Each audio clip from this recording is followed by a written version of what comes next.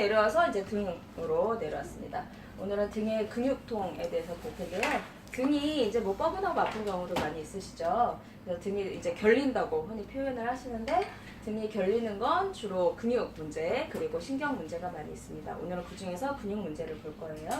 그래서 보면은 많이 생기는 부위가 여기 결리시죠. 여기 결리는 경우 많고, 등 안쪽, 날개뼈 안쪽이라고 표현을 하시는데, 그쪽이나 이쪽 날개뼈 쪽이라고 해서 이 바깥쪽으로 이런 부분이 결리는 경우가 많이 있습니다. 왜냐하면 이제 등에 근육이 있는데, 이제 승모근이라고 해서 큰 근육들이 있고, 광배근, 이제 넓은 등근이라는데 광배근이 있고, 또 날개뼈 안쪽으로 이 날개뼈를 움직여줘야 되잖아요. 팔을 움직이려면 이런 근육들이 있어서, 뭐 대원근, 소원근 이렇게 있어서 이런 근육들이 뭉치기 쉽기 때문에 이쪽으로 등이 결리는 경우가 많이 있죠.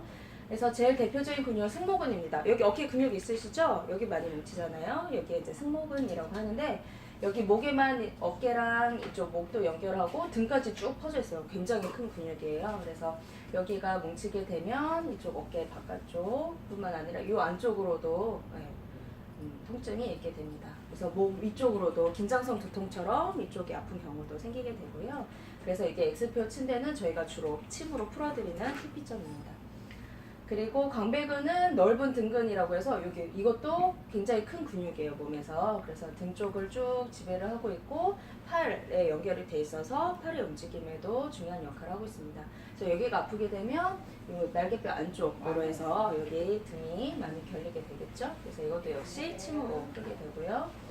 그 다음에 능형근 복직근에서, 복직근은 많이 들어보셨죠? 이 복근 생기는데 여기가 뭉치더라도, 앞에서 뭉치더라도 뒤에 등이 아픈 경우가 있어요. 그래서 이거는 찾아서 앞에서 또 치료를 해야 되고, 그 다음에 날개뼈 안쪽으로 아픈 거는 전형적으로 능형근이라서 뭐 기침할 때도 아프기도 하고 뭐 여러 가지 증상이 생길 수 있습니다.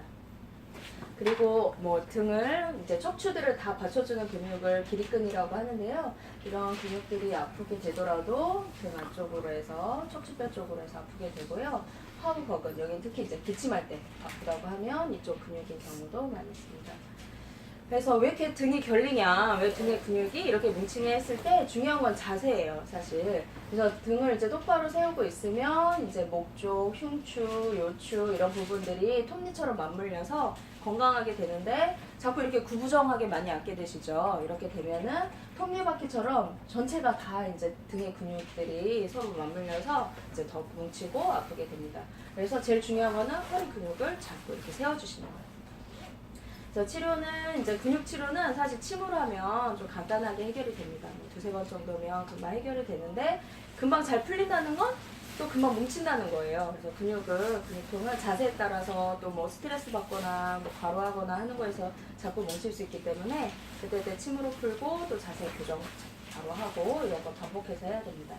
그리고 이제 척추뼈가 틀어져 있어서 그것 때문에 지속적으로 등이 결리고 뭉친다 할 때는 교정을 같이 해야 되는 경우도 있습니다. 그리고 한약으로도 등의 근육을 잘 풀 수 있는데요. 이제 경우에 따라서는 한약을 쓰면서 하면 더 빠르게 치료를 할 수가 있죠. 재발도 막을 수 있고요. 자, 여기까지 들으시면 아, 등이 결린다, 왜 이렇게 아프지? 하면 어디로 가면 좋을까요? 네, 어깨동무 오시면은 잘 진단해서 치료해 드리도록 하겠습니다. 오늘 진료 잘 받으시고요. 건강한 하루 되십시오. 감사합니다.